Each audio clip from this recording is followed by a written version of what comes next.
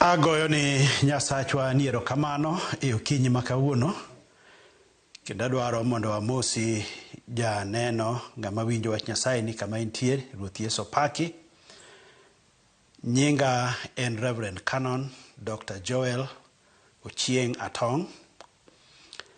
Atiyo tich Nyasaye gi kanisa mar Anglican Church bade mar Maseno West. An padri man Goto Simbo Parish ema sani arito kendo atiyo ni Nyasaye.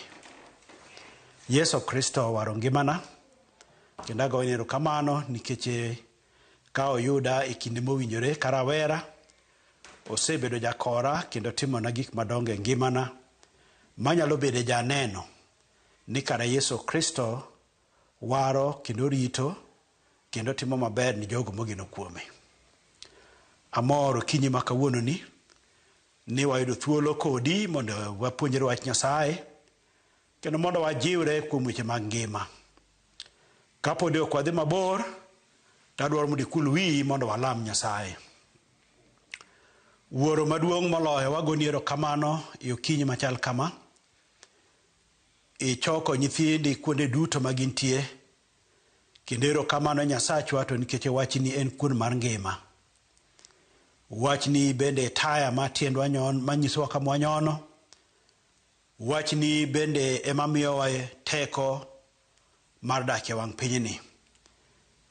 Wakwayi mondo ka wapuonjre wachni Jehova Nyasaye to mondo yaw wang'wa mondo wane weche madongo manie wachni. Yaw itwa mondo wawinje maber. To moloyo mondo yaw chunywa mondo wach maber mwabiro winjo kawuono ni okel konyruok ne wan duto.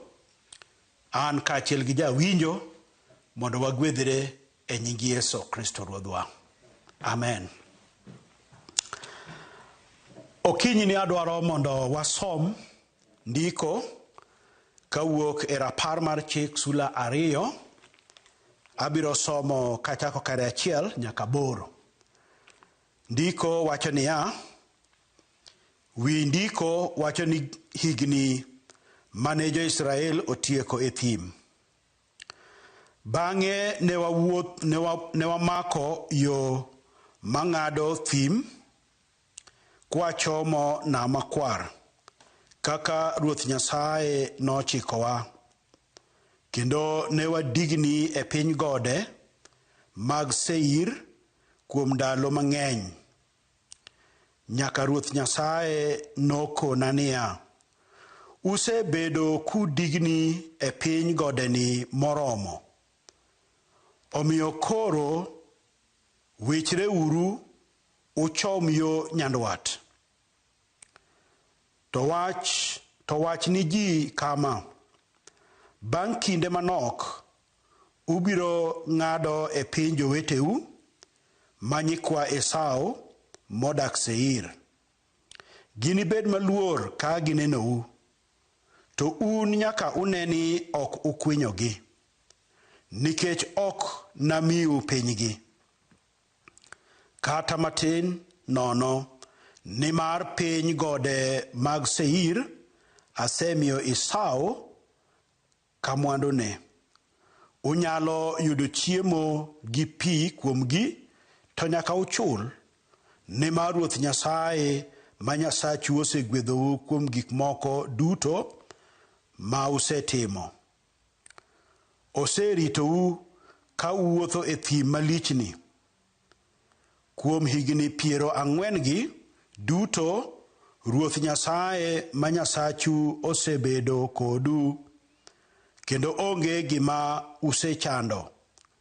Kamano ne wakadho mi waweyo jowetewa manyikwa Esau modak Seir. Kendo ne waweyo yo mochomo Elath gi Ezion Giber, mine wawichore mwamako yo mochiko thim Moab. Wach maber ma dwaro mondo wapuonjre tinende ni jahena kuom Kristo en chuny mar digni. Gi dho ngere tabiro wacho ni the spirit of stagnation.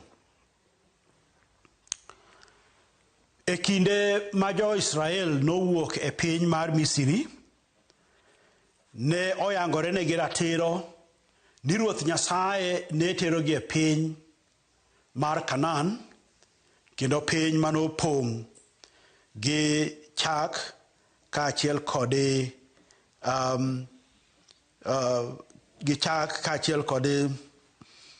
honey, mor kich.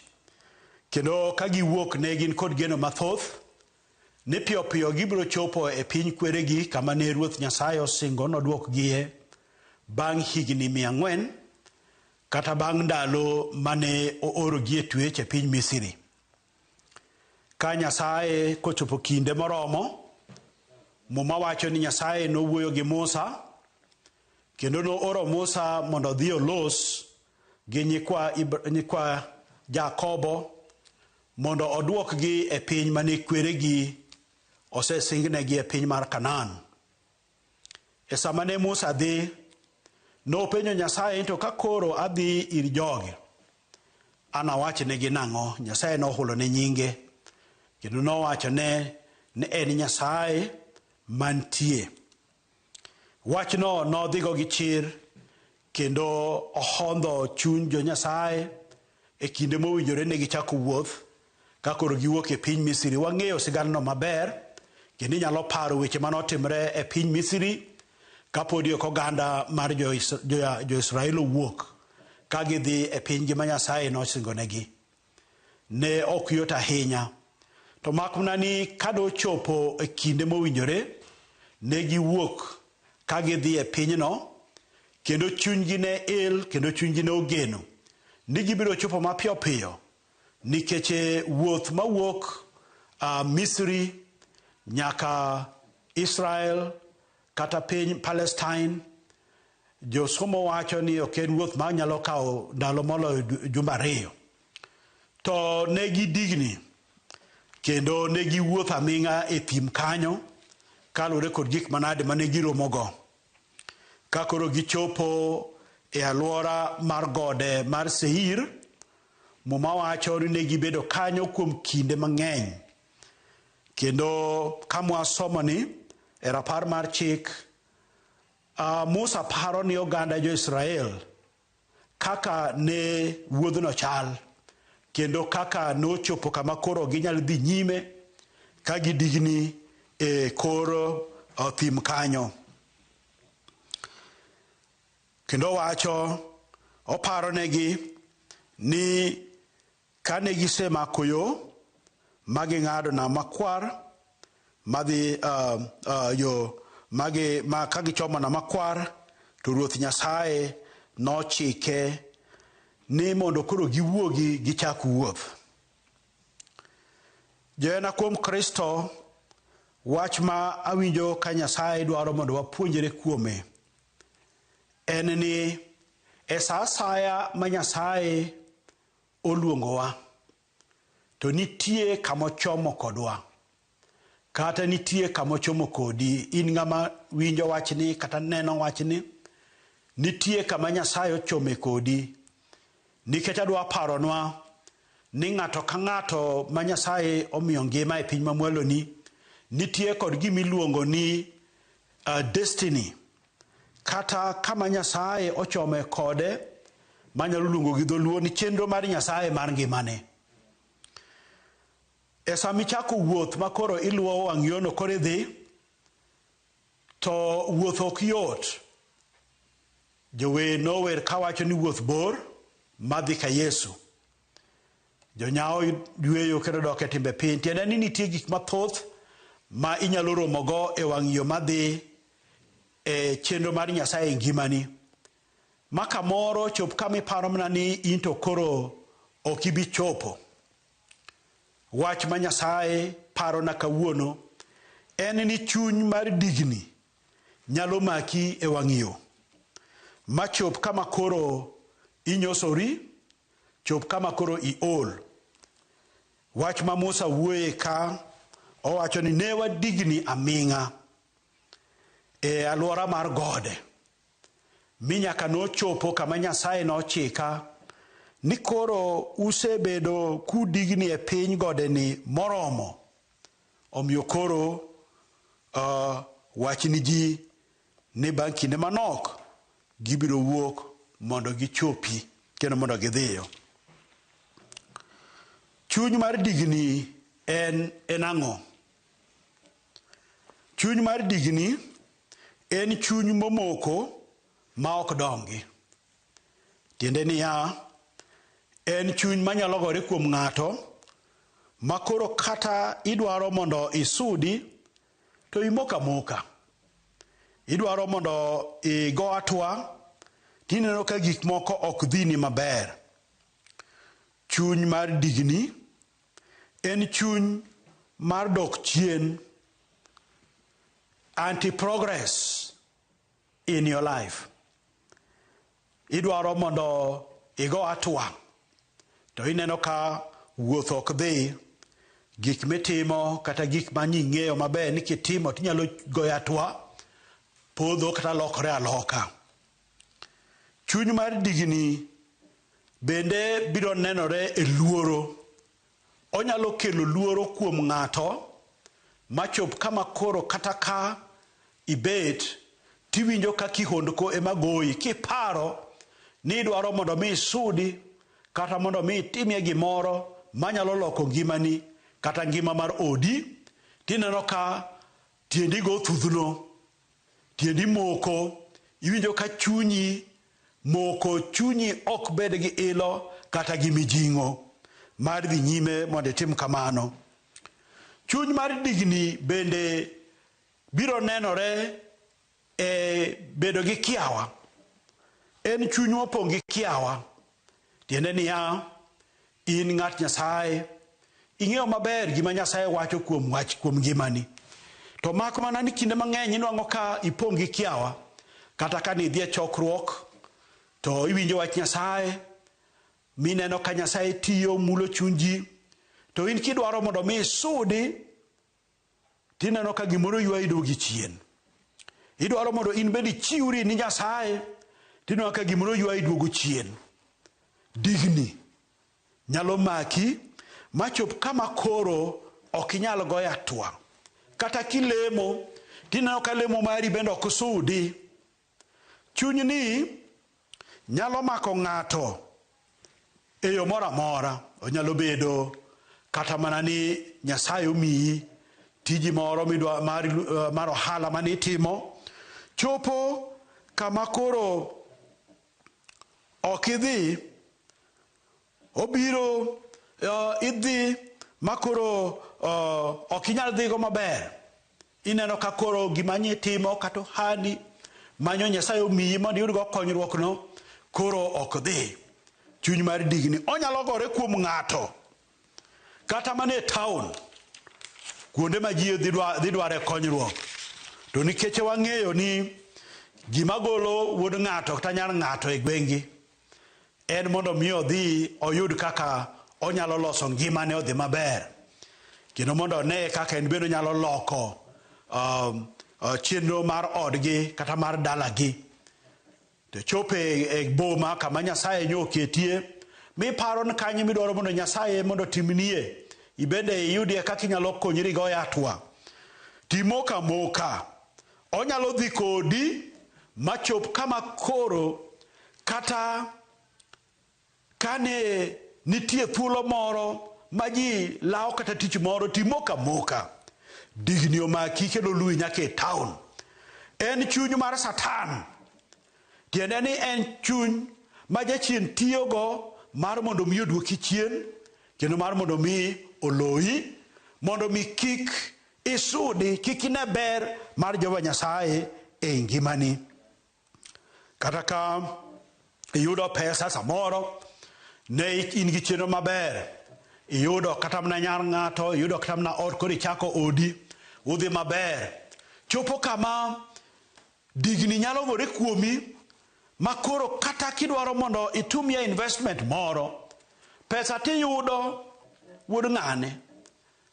Ineno kosiepeni mane uchako go, moko osego atwa, moko osetimo investment, moko bende osedhi kae gi kacha, to in king'iyo tineno ka onge gimoro minyalo kwano.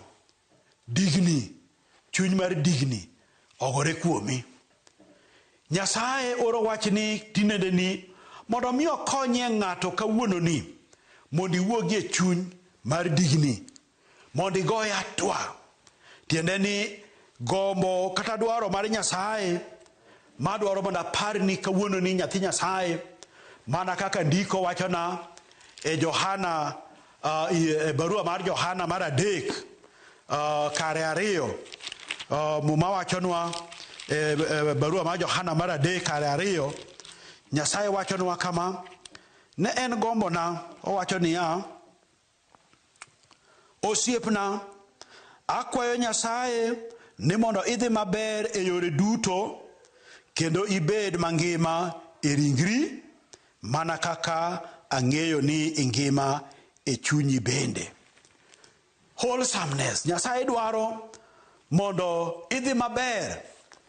Chenro mar Nyasaye kata gombo mar Nyasaye kata plan mar Nyasaye en ni mondo idhi maber e ngimani. Idhi maber e ngimani all round. Idhi maber kaka ja Kristo, idhi maber e wuodhi, idhi maber e gik mitimo. Mano dwaro mar Nyasaye. To jachien nyalo biro gi chuny mar digni malorni makoro kata ka itemo mar mondo in bende sudi baba, to koro onge idigni adigna. Chuny mar digni nyalo mako kata mana dichuo kata dhako e ngimane mar dak, kata mana nyathi sikul. Digni nyalo make makoro okosudi. Mama nyocha ot maber, ochako dak maber, yamo moro biro, koro loro ni tame mar mondo mi osudi kata mondo mi odongi kaka mine moko dongo.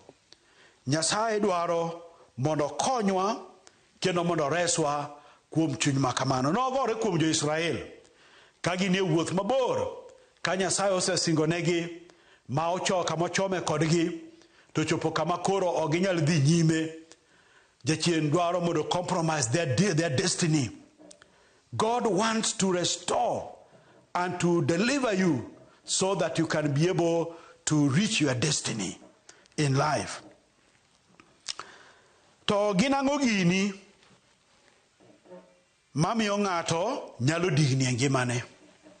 Kasomo ndiko tanong'o ka nitie weche mang'eny ma Nyasaye parona manyalo miyo ng'ato digni e ngimane. Wach mokwongo ma Roho siemona ka ok iwinj duond Nyasaye, digni nyalo biro kuomi ka ok iwinj duond Nyasaye. Muma wachonwa e Zaburi 32, kendo Nyasaye wachonwa niya, Zaburi 32 kare 8, owacho ni Ruoth Nyasaye wacho kama: abiro nyisi yo ma onego iluw, adier abiro puonji kendo abiro ng'adoni rieko. Abiro nyisi yo monego iluw.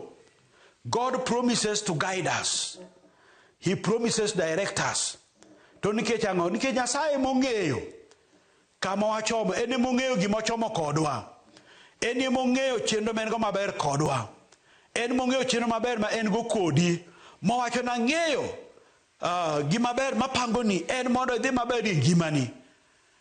Ang'eyo an gi chenro maber mondo mi agwedhi, to ok mar mondo mi ikethri. Omiyo jana kuom Kristo chopo samoro minyalo paro ni kaka idhino gi pachi kod riekoni e maber. Ta adwaro mondo ahoyi kendo mondo apar ni ket chunyi kata ket ngimani e lwet Nyasaye. Nikech Nyasaye oikore mar mondo mi onyisi yo, mondo mi owuoth kodi, mondo mi ogaidi. Owacho ni abiro nyisi yo ma onego iluw, adier abiro puonji kendo abiro ng'adoni rieko. Nyasaye en e jang'ad rieko maber, maka waketo chunywa kuome kendo waketo wechewa duto kuome. tadier nyaka wadhi maber e ngimawa. Ka ok iwinj dwond Nyasaye, nyathi Nyasaye, mano nyalo miyo digni gore kuomi, makoro inuang' ka ok inyal dhi nyime, makoro your destiny can fail. Nyasaye dwaro mar mondo mi oduokie wang' yo kawuononi. Wach mar ariyo manyalo miyo ng'ato manyalo miyo chuny mar digni pogore kuom ng'ato en ka ok iwinj dwond jotendi kata jogo ma Nyasaye okete ngimani mar mondo ogai kata mondo owuoth kodi. E ngimawa mwadake e pinyni ok inyal wuotho kendi. In ng'at Nyasaye nyaka ibedie kod ng'at moro bende magai. Waneno wachni Joshua nowuotho gi Musa, Nyasaye onyise yo maber. Elijah nowuotho gi Elisha. Yesu bende owuotho gi jopuonjrene. Tiende ni there must be a figurehead in your life that God has brought to guide you, to show you ng'at ma Nyasaye dwaro mondo ti kodo, kata ma Nyasaye tiyo kode e ngimani, ma nyalo bedo kaka father figure e ngimani. Paulo gi Timothy, wanwang'o ka Paulo wuoyo gi Timothy kendo advice nyathina dwaro mondo idhi kama. E ngimani ng'at Nyasaye bende inie koda father figure. Kata kaka riweyo janyuolni monyuoli, to nitie koda father figure in your life, in your ministry. Kamitiye, is there any role model? The father figure bende onyalo bedo ka role model e ngimani. Making'iyo to en bende en ng'ama en trusted, me trust, ma en bende onyalo advise you, onyalo warni, onyalo bring you back. Nikech it is natural, wan kaka dhano, ni nyalo gaweyo samoro ka ok ing'eyo. To Nyasaye oketo ji e ngimawa ma nyalo konyowa kendo nyalo siemonwa na nyathi Nyasaye, ng'at Nyasaye kochopo ka to nyaka itim kama, kochopo ka to koro go atwa kama. The father figure, ka ok iwinj dwond jatendi, bende adwa paronwa ni Nyasaye ok bi lwaro gik moko koa e polo kaka mana, kata kaka kwel manomiyo nyithind Israel e thim. Oyo, Nyasaye biro tiyo kod dhano mondo mi obed gweth ne in. Koro gima temo wacho en ni ka ok iwinj dwond jatendi kata joma Nyasaye okete ngimani, to samoro gweth biro kali. Nikech kokalo kuom joma Nyasaye okete ngimani no, the father figures, gine ma Nyasaye dwaro mondo ti kodgi, ema Nyasaye tiyo kodgi mondo gigwedhi. Gibiro wacho weche mabeyo e ngimani, gibiro hulo weche gik mabeyo e ngimani. Gin bende maka moro kuonde ma gisewuothe, gineno gik moko ma kong'iyo to neno ni ma to ne ber kod owadwa ng'ane, ma kama enigo nyathini nyalo rome. Koro they will speak well over you. By the way, ing'eyo ni to bless, gidongere waluongo ni to bless, to gweth, hie kidok e muma, ok en ng'ato mi pesa, ok en ng'ato mi gari, ok en ng'ato mi ang'o, en ni ng'ato wuoyo kuomi maber. That is the blessing.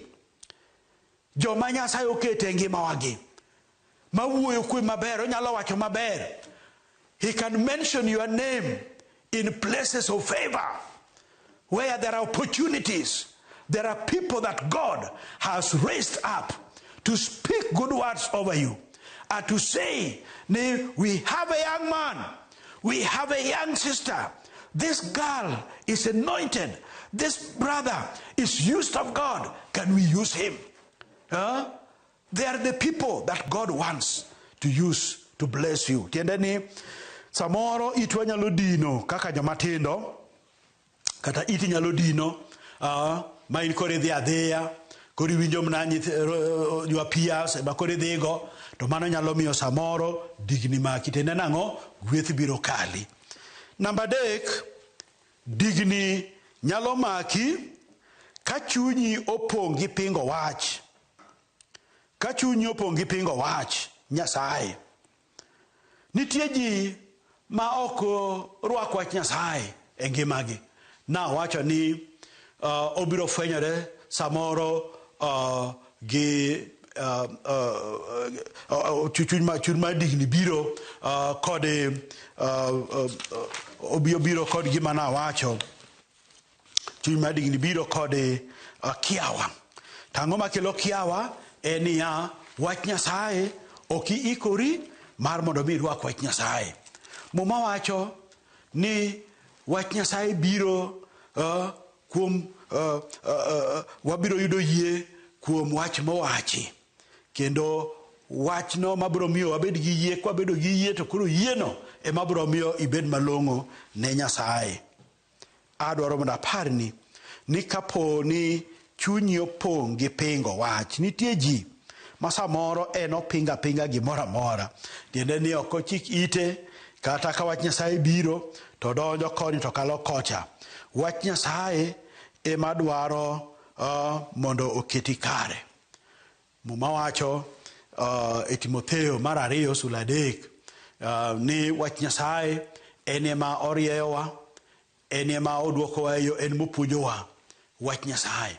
Omiyo wach Nyasaye nyaka waikre mar yudo wachno kendo mondo wawuoth kode mondo mi tony kuom chuny mar digni.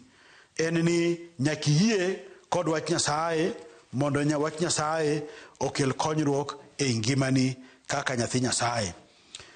Machielo, chuny mar digni nyalo donjo kuomi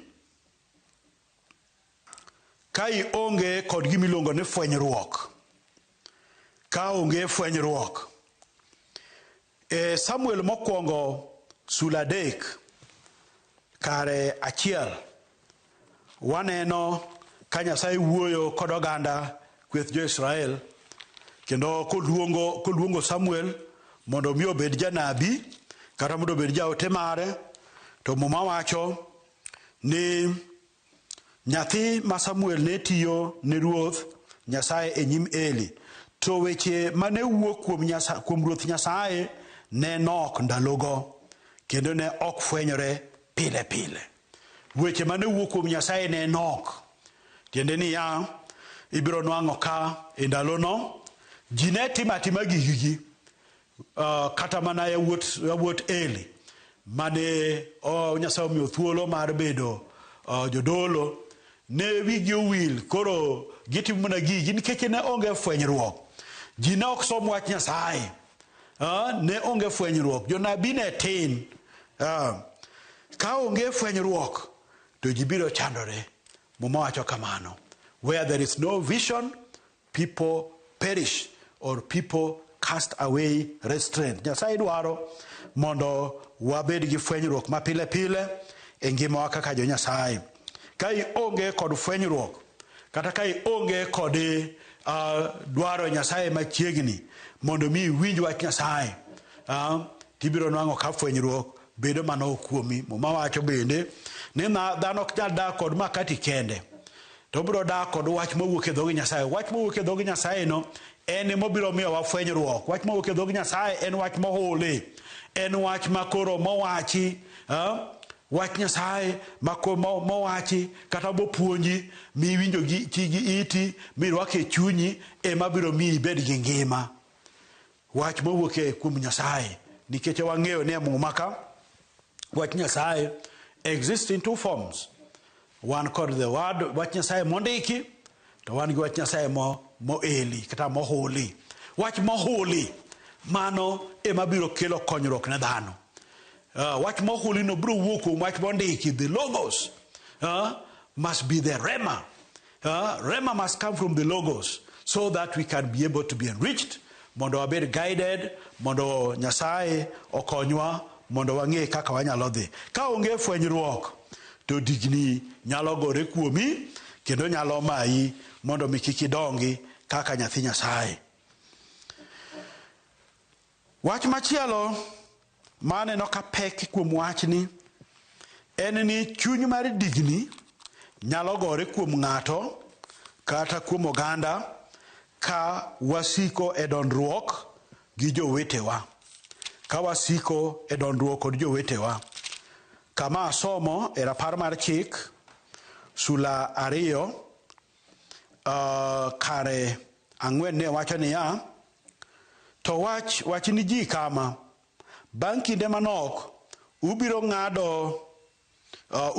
ng'ado e piny joweteu manyikwa Esau modak Seir. Gini bed maluor ka ginenou, to un nyaka une ni ok ukwenyogi. Bwana asifiwe. Un nyaka ung'e ni ok ukwenyogi. Tiende nang'o? Nyasaye wacho maber ni nosemiyo nyikwa Esau alwora mar got Seir.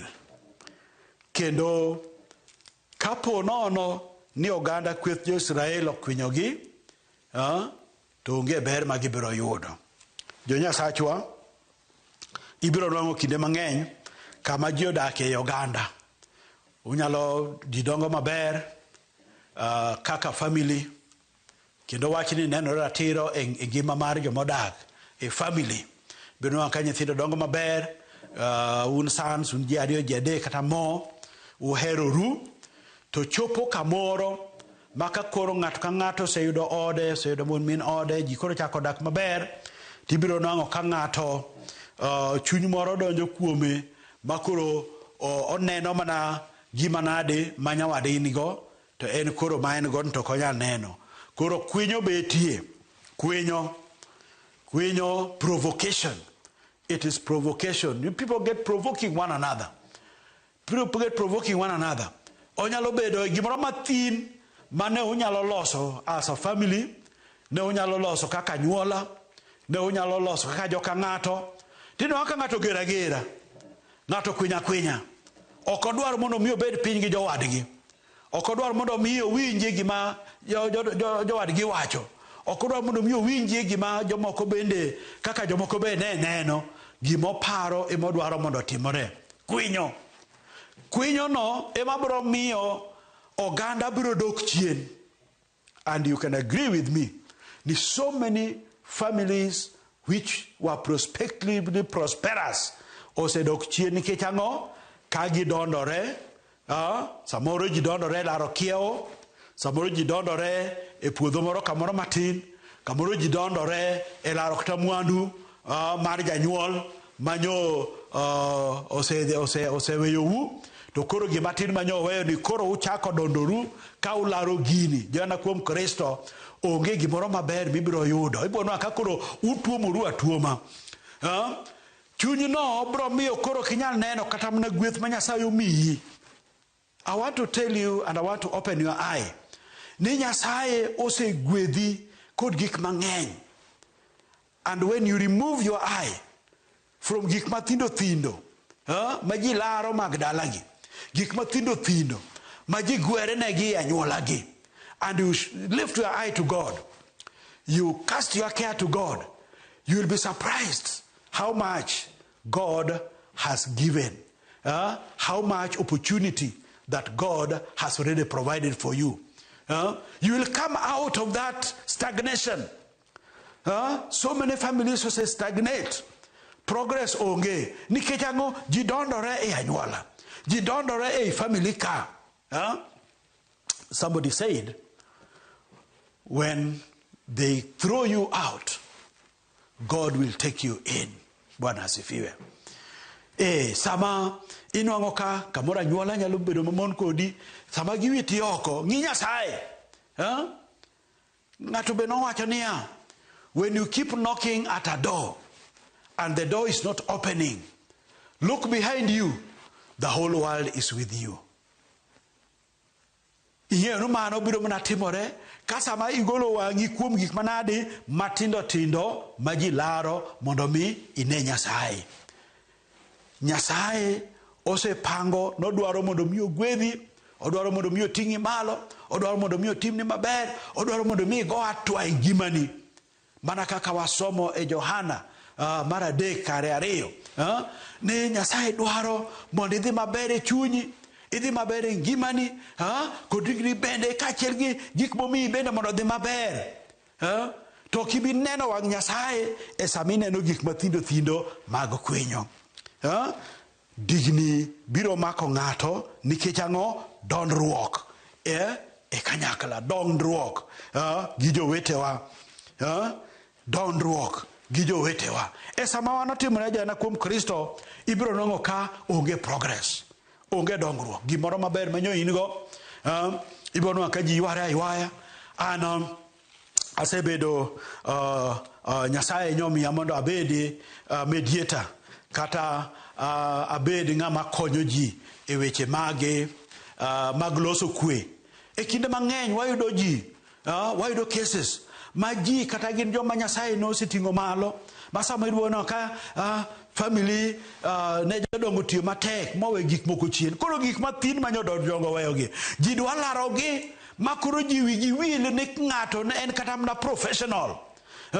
Wi ng'ato wil kata en professional, wi ng'ato wil kata Nyasaye nogwedhe en kod mwandu ma Nyasaye osemiye ngimane.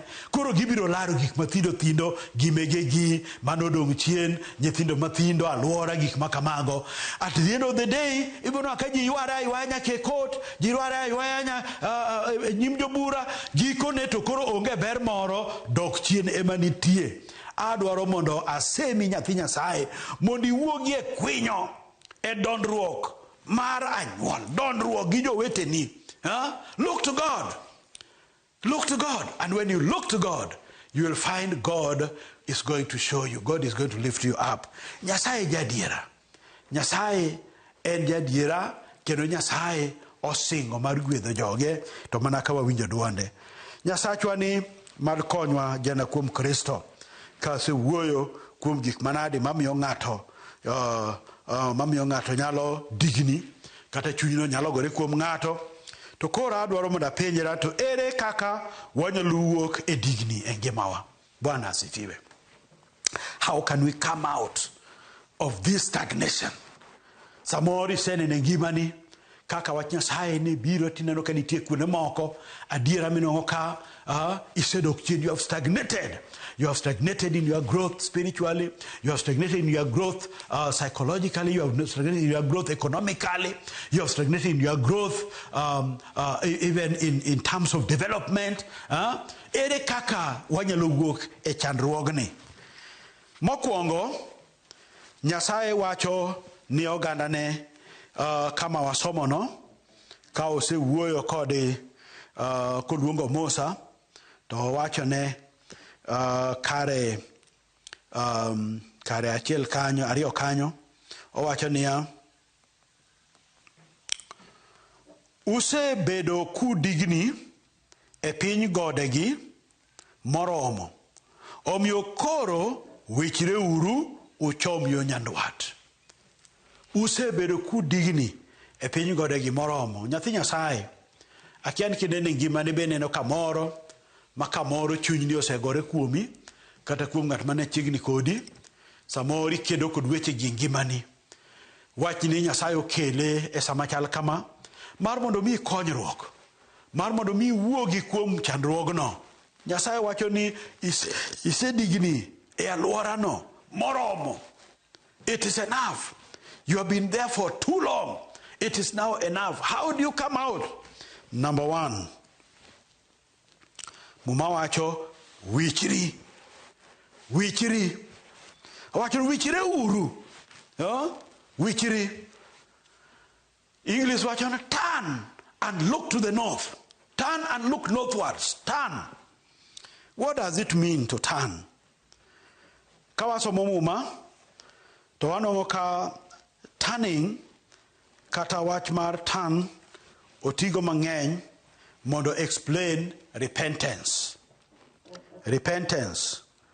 In fact, kinde mang'eny ibono ka Nyasaye wuoyo kod joge, to kodwaro mondo giwuoge richo moro, to wacho ni turn, repent. Turning is another word for repentance. Lokuru chunyu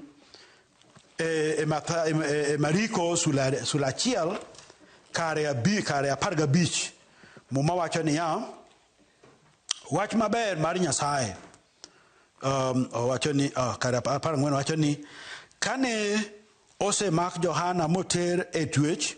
Yesu no dhi Galili mi olando wach maber mar Nyasaye kowacho niya, kinde osechopo, loch Nyasaye chiegni, lokre uru uwe richo. Hallelujah. Lokre uru uwe richo. Uyie kuom wach maber. Turn around. Repent. Repentance is actually turning around. It's can go about turn. Lokre uru uwe richo. Uyie kuom wach maber. Owacho chadek. Lokre uru. Koro Nyasaye wacho ni Musa mondo wachino gana Israel ni turn, wechre uru, lokre uru, koro ng'iuru komachielo. Tiende niya, sama ne gidigni ka giluoro picha, ne wagi nochomo mana yo milambo, ema giluore ka ging'iyo. Ging'iyo koni ma kongruok gidiwuogie, ging'iyo koni ma rangi di resruok. Oyo, Nyasaye kong'iyo gi to wacho no oyo, koro useluororu ka ming'a. Koro sani wechre uru. In fact, it is stronger. The word English, switch. You know, you need to switch. Switching means that you have to make a quick turn. Make a quick turn in your life. Nyasaye dwaro mondo mi wuog e chandruok ni nyathi Nyasaye moko kabisa. Be willing to repent. Be willing to change your mind. Be willing to change your heart. Be willing to heed the voice of God. Nyasaye dwaro mondo mi wuok kanyo eni nyaka ilok chunyi. Lok chunyi. Owacho ni Nyasaye wacho koro wichre uru. Lok pachi. Lok pachi. Ere kaka ineno gik moko. Turning. Samakori I change. Samakori turn. Ibro bedo koda new perspective. Okay, na turning margo about turn. It is turning in your mind. Turning in your thinking. Lok pachi. Lok kaka ing'iyo gik moko. Lok kaka ineno gik moko. Kanyoro gimomiyo ineno kidok chien en nikech udonre anyuola. Koro sani lokri. Weri kod wechego. Koro ng'i Nyasaye. We ng'iyo gik mathindo. Maduoki chien. Ka gimomiyo nyi dok chien en nikech nyoki winj dwond Nyasaye. Nyasaye dwaro mondo koro ichak winjo dwond Nyasaye. Iyie kod Nyasaye. Iyie kod wach Nyasaye e ngimani.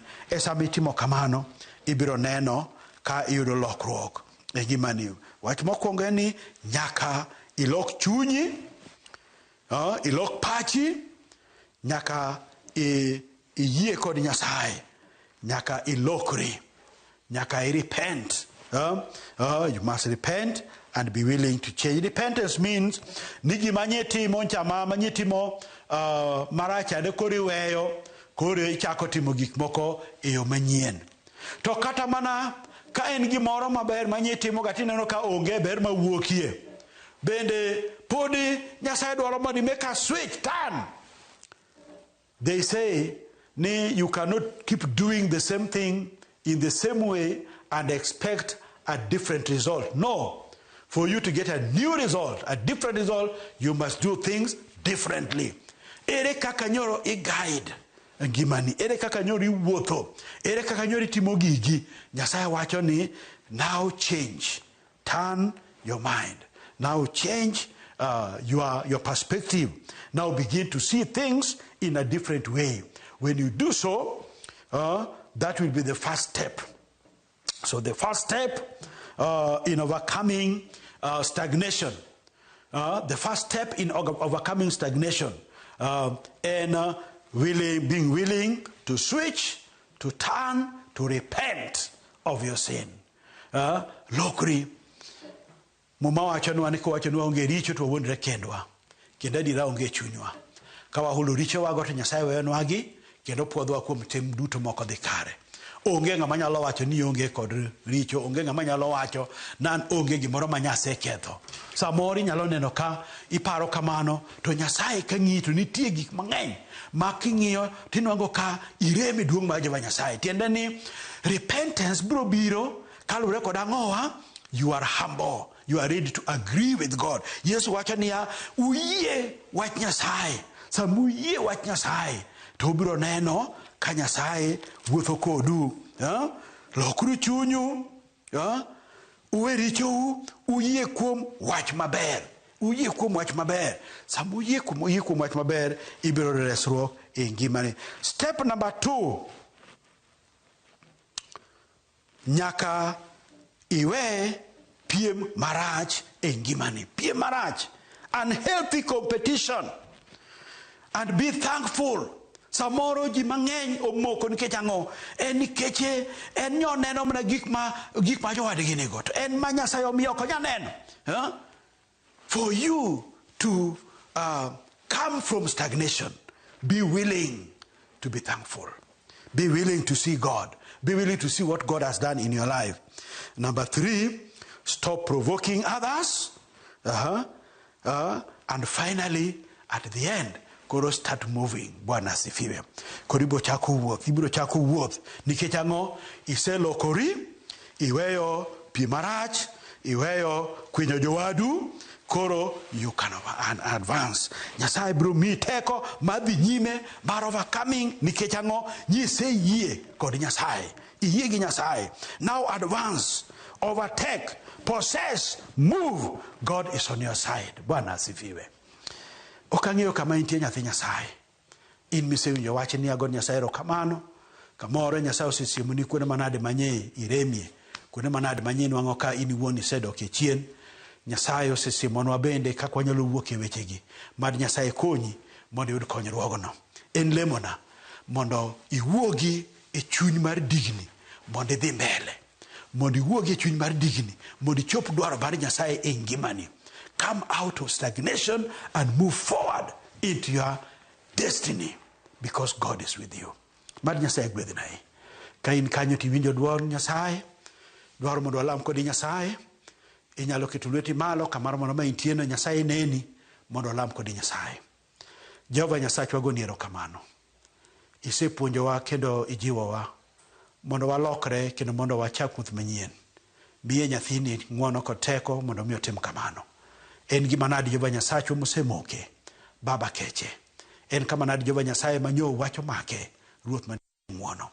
Konyo Jehova Nyasaye mondo wabed jogi. Miye teko ng'ama nyo moko Jehova Nyasaye renew their strength mondo chak wuoth kendo. Dwaro mondo ikaw Yesu koro lam koda. Ruoth Yesu ayie kodi e nying Yesu Kristo. Nyasaye biro konyi. Mad Nyasaye gwedhi e nying Nyasaye Wuoro, Wuowi kod Roho Maler. Dwaro mondo an mana wuoyo kodi kinyi makawuono. Iluonga ni Reverend Canon Dr. Joel Atong. Atiyo tich Nyasaye e piny Siaya, kanisa mar Anglican, bade mar Maseno West. Agon Nyasaye erokamano kuom winjo wach Nyasaye. En lemona ka diher mondo itudri koda e yor lemo kata yo moro amora. Namba na en 0707 700 802 0707 700 802. Ki oro message kata igo sim to wabiro lamo kodi Nyasaye. Bad Nyasaye gwedhi. Nyasaye mondo gwedhi radio gwedhi Ramogi kaachiel kod Injili, program mar Injili kalo erokamano. Nyasaye mondo ting'u malo. Amen.